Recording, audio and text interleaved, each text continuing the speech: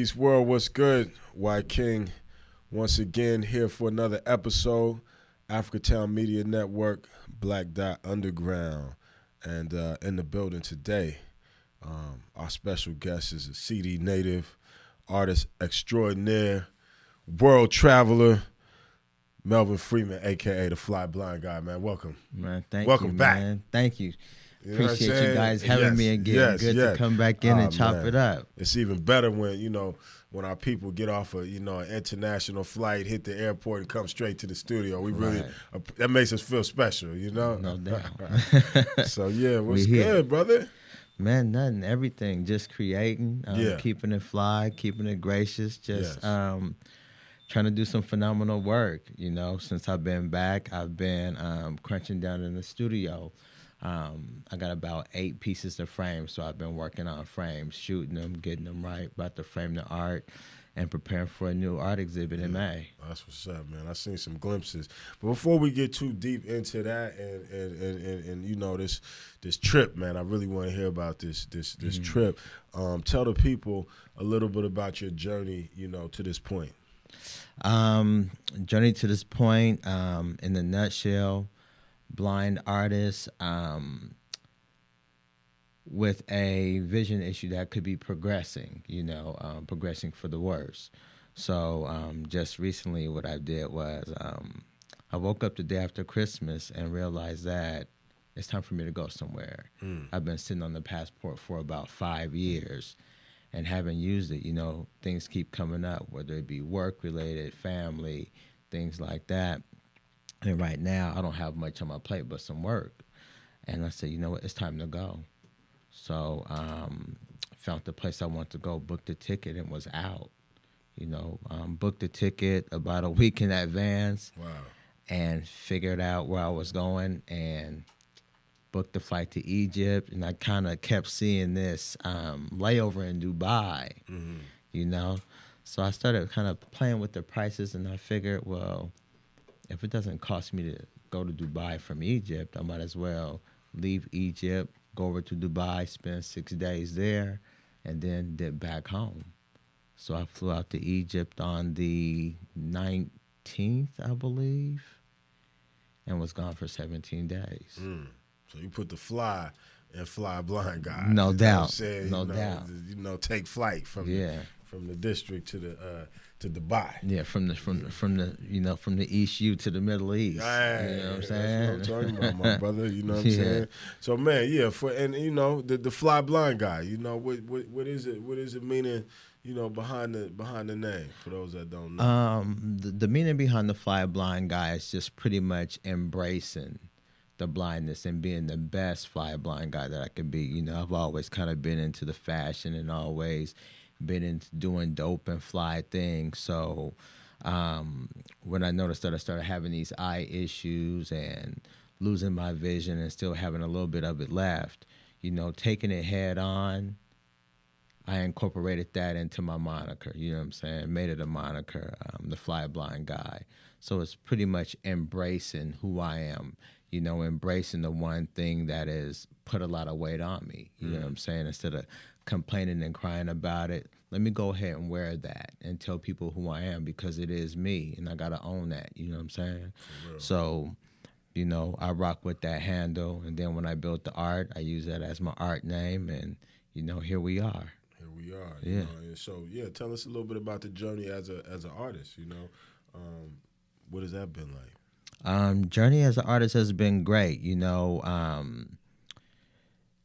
My love for art started as a kid growing up in the district, you know what I'm saying? And of course it came from, the tagging on the walls, but being in love with the culture of hip hop, being in love with the fashion, and just wanting to make my mark in that culture. And I wasn't sure what it was going to be. I wasn't really into sports, but I was more into making a name for myself and doing things a little bit different, things that would separate me from the pack. So it started with the tagging on the walls. It started with the fashion, ended up with the camera one day, started shooting with the camera, trying to figure out how to get the depth of field and things working. And, you know, with art, I look at it as doors and rooms. You know, in the art house, you might have a room with your images. You might have a room with paint. You might have a room with fashion. So I don't believe in staying in one spot. You know, so when I started, let's just say there was a marker at one time that was the tool. The next tool was the camera, or the next tool was the sneaker dye, you know, dyeing the forces, dyeing the wallabies. And then the camera was the tool. And with this last body of work, I haven't really touched the camera so much. It's just been working with fluid, working with wood, and, you know, working with images, you know, trying to create something different, you know, just growing within the art. And it's been the one thing that has created a lot of peace for me as well. It keeps me sane, you know, dealing with everything that I deal with every day, whether it be family, whether it be health, you know, the normal day-to-day stress stuff. Yeah. But more so, you know, with the blindness, the arts kind of kept me floating, you know, being able to look and create something dope and love it, you know, and then be able to gift it and show it to the world, you know, and put it out there. Definitely. Who and what are some of the inspirations for the art that you create? You know, with me, I don't look at a lot of artists. I don't look at a lot of artists' work. All of my inspiration comes through sound. So always the sound is what triggers a picture for me. With all of the work, you know, as a photographer, it was Quentin Tarantino who inspired me to more so pick up a camera. I'm kind of fascinated with the way movies are shot, and if you put a movie on pause, what it looks like. Again, the depth of field and aperture, you know, the blur in the back or the blur in the front with a crisp focus, you know, on your, you know, a crisp look on your focal point. So that whole thing kind of inspired me with the camera. As far as what I'm doing now, what inspires me is looking at what everybody else is doing and knowing that I don't want to do that. Right. You know, trying to find something of my own, trying to create something doper, you know what I'm saying? Again, not to say that I'm in competition, but at the same time, I don't want to be one of many. From the hip-hop ethic, you know, right, you had to come right. original. You got the. If you sound like this, I got to sound like that. Right. Yeah. Yeah, so with the art, the inspiration is more sound, it's more music. Listening to certain albums, I could hear something, and that would trigger the idea. That's heavy. So it's like basically taking one form of energy, moving at a certain vibration with sound, and translating it into another form, visual. You know, with dealing with light. That's heavy. That's you know, heavy. Even when I was rocking with the camera, I would put the headphones on and go out and shoot pictures. It was always sound. You know, because sound could be like really, really big, and if there's like a lot of sounds, you know, I travel through that. You know, I travel through the sounds and try to, you know, get lost in it. You know, it's like an escape, but it's also the one thing that inspires me to not have boundaries. That's peace. That's peace. So, you know, you mentioned the district, you know, growing up in the district, and for the world that doesn't know, you're speaking about the Central District of Seattle, you know. What was it like, you know, growing up in this neighborhood, you know? The district was everything. You know, I grew up on 27th and Union, literally between Pike and Pine, went to all the neighborhood schools, Madrona, Meady, Garfield, graduated from there. But as kids, I had a dope childhood, grew up in a household with my mom and a brother. And grew up around all the homies right there, you know. Some of the best memories would have been riding bikes, you know, hitting the Devil's Ditches, the Arboretum, the roller coasters, you know, cutting through the bushes and the alleyways, you know. The community aspect. Community was everything, you know. You had the grandmothers on the porches, you know, whether they be in their gardens or picking peas or splitting them or whatever they're doing on the porch, yelling at you, saying, stay out the street, stop throwing rocks, you know. think last time we chopped it up about the plum fights, Yeah, you know, man.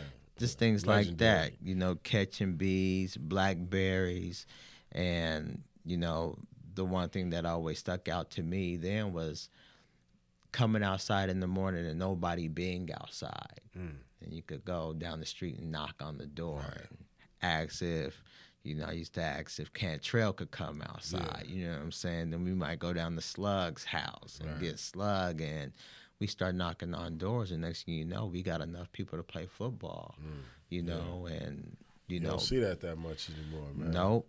And I say the community now takes place in somebody's apartment complex, but it's not, you're not knocking on houses no more. Right. And when you slide through the district, you don't really see kids outside playing. No, you You don't. know, it's changing. So, you know, growing up for me in that neighborhood, that's where I got my game from. That's what instilled the values that I have today. You know what I'm saying? That's why I love it. You know, it's the one thing that I hold dear. And then at about 14, that's when I kind of started coming up to the block. Right. You know what I'm saying? Coming up to the Front Street and being with the homies up there, you know? Yeah, you spoke about, you know, the differences, you know, and the changes, you know. What are your thoughts about, you know, how things have changed and how has it affected you, you know, personally? I do understand change, and I do understand that change must take place. However, the change for me is hurt. You know, it's you know, it's pain. It's pained me. You know what I'm saying? Sliding down the streets and feeling like the family house ain't there no more, or on the block that I grew up on, ain't nobody there no more. You know what I'm saying? We got one or two cats on the block. You know, and then at times it's kind of like you get stared at and it's like you don't belong here. You know what I mean? So it's different things like that.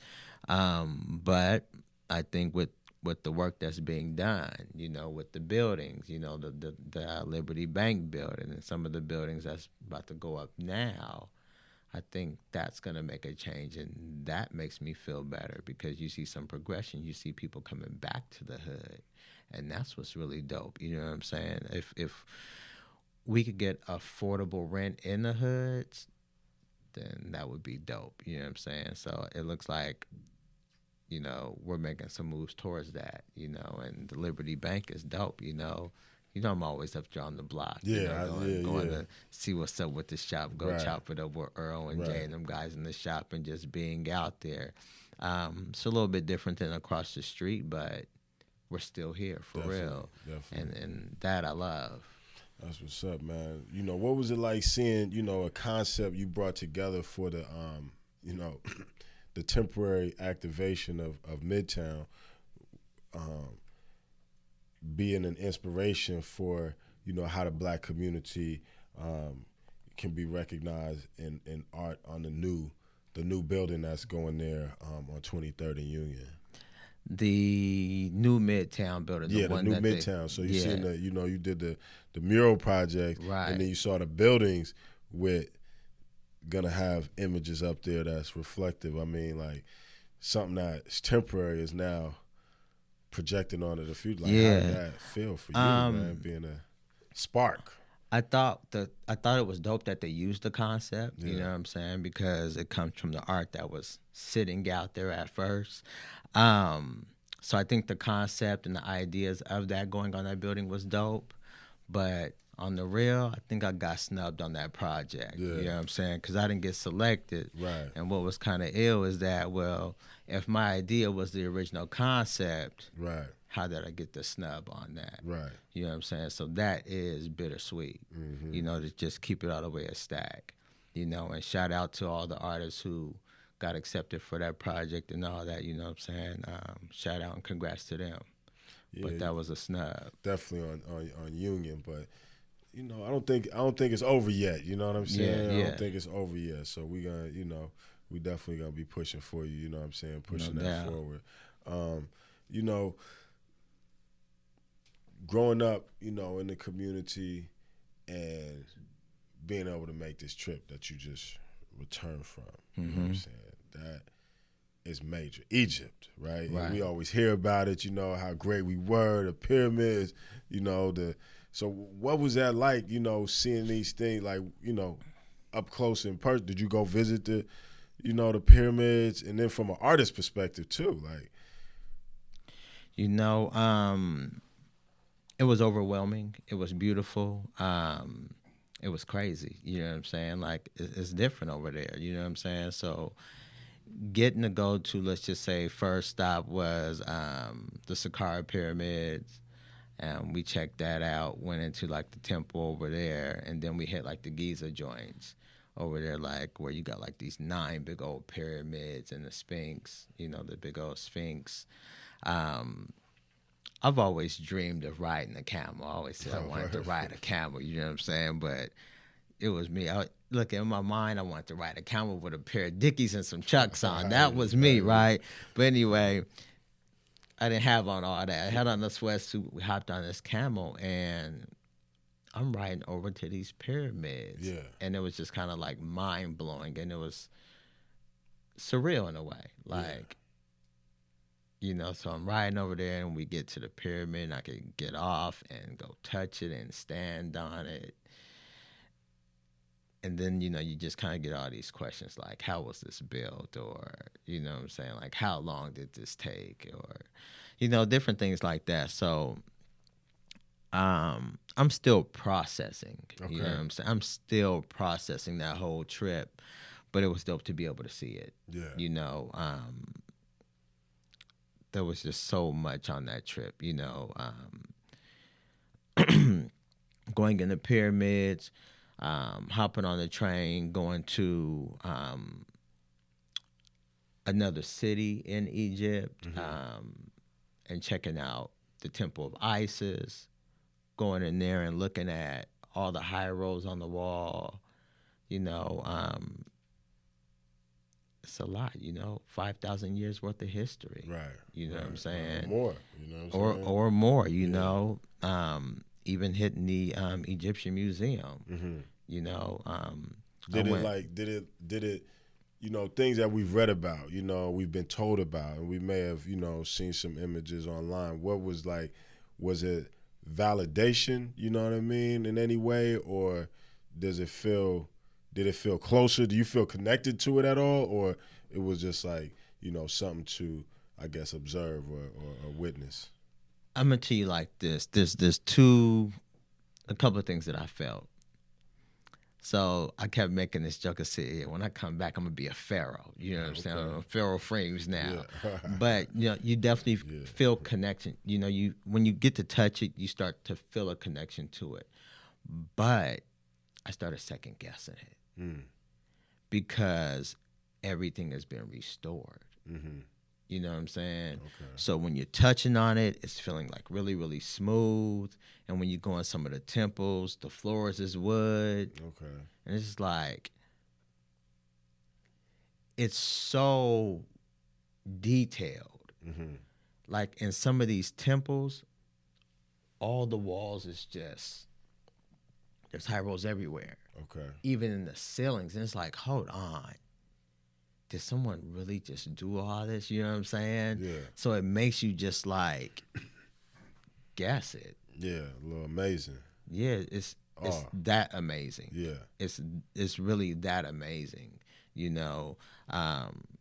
So yeah, like when you check out the history and you look at it, you feel like, damn, I was here. I touched it. You know what I'm saying? This was us right here. You know what I'm saying? So could we expect, you know, some new inspired by, you know what I'm saying, some new, man, I seen some of the recent pieces. Was it the Nipsey piece, you know, and I just caught a glimpse of this online while you be giving a sneak previews, man. Yeah. That was looking, wow, you know, the 3D aspects of it. Yeah, when I came back from this trip, there's a lot of ideas right now in regards to art that is inspired by the trip. Okay. Going over to Egypt. A lot of... That sounds like a show in itself. Yeah. I won't include any of those pieces or any of those ideas with the current show. But Yeah, there's a bunch of flicks that I shot over there, and there's some ideas and some things that I actually want to twist up and take the whole concept of the hieroglyphics and the pyramids and things like that, and pour it into what I do. Right. So I'm definitely gonna do that. As far as the Nipsey pieces, is that part of the show that's coming up, or you tell us about the? Yeah, okay. Yep. So that's part of the show that's coming up. This show that I'm doing right now, it is tentatively titled 4-Layer Cake. You know what I'm saying? And 4-layer cake because the money, the cake, you know what I'm saying, the bread, and all of those pictures are stacked up either 4 layers or more to bring them to life. So that whole offering is going to be built around hip hop, and it's built around hip hop because when I was away in blind school, I built a piece of art, which I would say is a pair of Technique turntables, some 1200s, and a mixer. Okay. I made these mixers, this turntable and these mixers out of wood blindfolded. It took me 6.5 months. So when I came back with these art pieces and they've been put up, I haven't showed them. I came back with these art pieces and I said, well, I can't just have an exhibit showing these turntables. So what I did was I built a body of work around these turntables. Right. And it started with the Rakim and the Eric B. Payton full cover. You know what I'm saying? Adding money to it and taking their money out. And then it just kind of spiraled out of control. So now I have all of these pieces of art that deals with hip hop or things surrounding hip hop with this gold money, and they will support my love for the turntable. You know what I'm saying? And that's what's up. Is there a venue for the show yet, and a date? Yep. So right now we're looking at the Addison on 4th gallery space. Okay. Which is on between 4th and 5th in on Main Street. So one block north of Jackson, between 4th and 5th on Main. And that's kind of like Chinatown, right. Pioneer Square, right up in there. And it will probably open up for Art Walk in May. Okay. I'm thinking about rocking 3 days back to back, so probably the 7th, 8th, and 9th for the exhibit. So right now I'm just trying to put that in stone.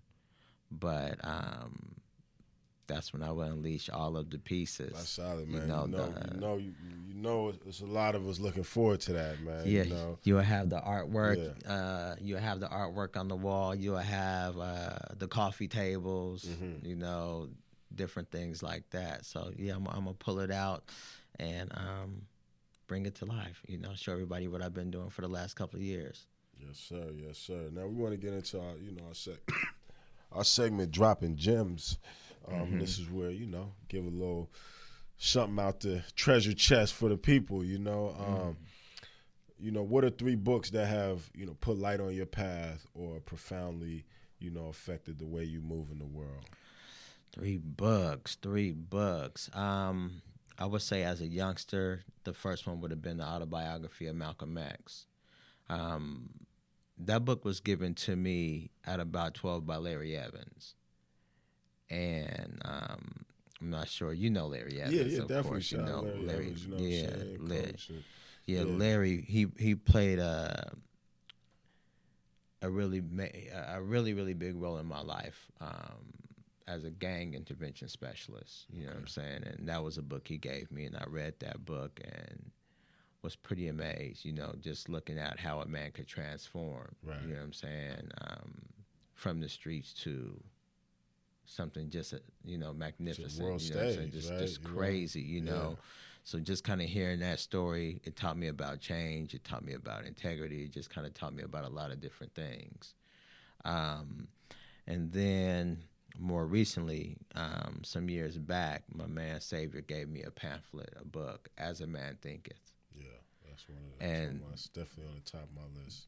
that's one of those pieces where whenever I start to second guess what's going on in here, or sometimes I get inside my head too long, I dip back to that book. And now that I can't really see the letters in the book, I pop it up on YouTube and listen to it on an audio version. And, you know, first couple of chapters in that joint kind of get you back right. Oh, man. Yeah. You know what I'm saying? James Allen.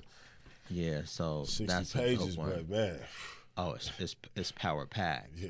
You know, I got that joint in Braille too, Okay. but I got still my Braille game up. I don't know if I have a third book. It's two heavyweights right there. Yeah, a third book. The last book I read was probably James Prince's The Art of Respect. Yeah.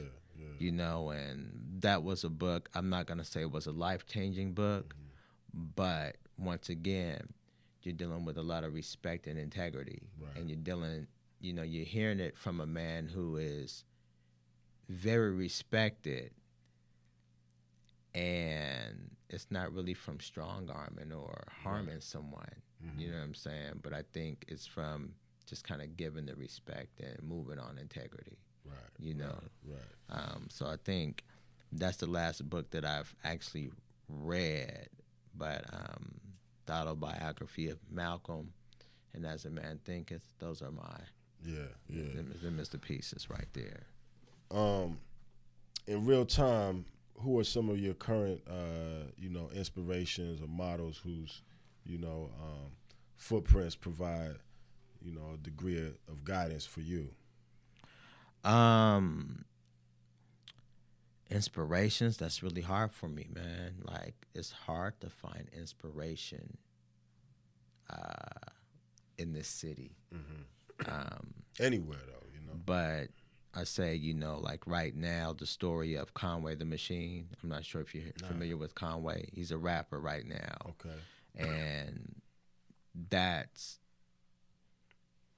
kind of been like my pull of inspiration. And not to really make it about Conway, but he has a story where he was actually sitting in a truck and he was shot. And bullets hit him in his neck. And he has Bell's palsy. Okay. So one side of his face is paralyzed. Okay.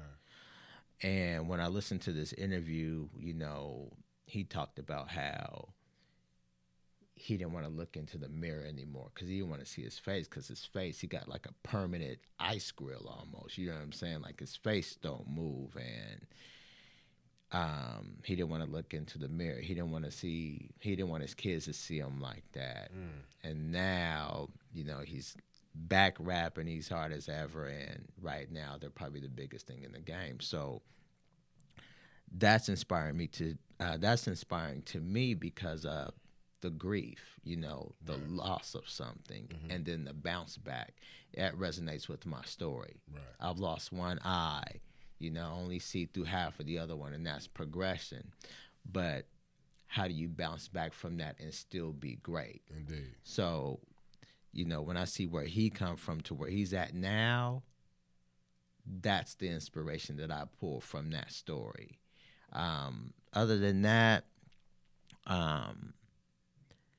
it could be some of the women in my life or my mentors, I keep a couple of really, really sharp blades around me, you know what I'm saying? Yes, sir. My right-hand man over there, you know what I'm saying? Always giving me some jewels. So I got a few people in my circle that really, really keep me grounded, and when I need advice or some clarity, I bounce off of a couple of people. Indeed. And that's what kind of keep me straight, Yes, sir. Any good podcasts, blogs, YouTube channels that help, When it comes to blogs or podcasts, I'm into hip-hop and I'm into the street stories and hearing different people's stories and things like that. So I'll be checking out Queen's Flip Podcast, Flip the Script Podcast. Hilarious. Yeah. Some good stories on there. So I check that out. I'm into the Kev Mack videos, which is pretty much the history of street and gang stuff. origins about that, talking to like the founders of these things that were created in the streets that's kind of spiraled out of control. So I like listening to stories like that. On some other stuff, I listen to Oprah's soul sessions sometimes. There's one that I tap into, her and Eckhart Tolle, and it talks about the ego. Yeah.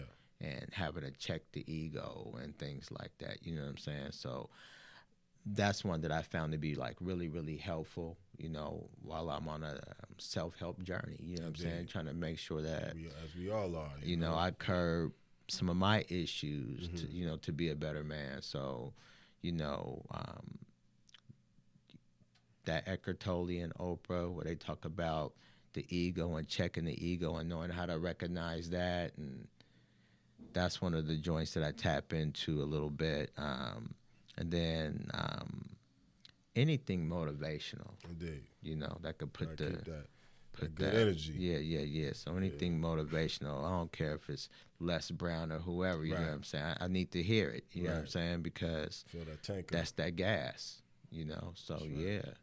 Well, man, Mel, the fly one, man. We appreciate you, touching down, coming back through to see us, and let the people know, what's going on. We definitely anticipating the big show coming up.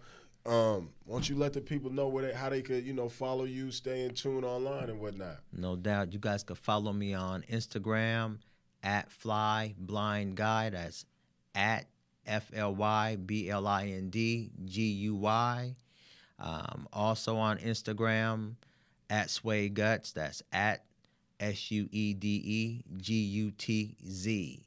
The Sway Guts is more of some of the clothing garments, but the Fly Blind Guy, that is my story.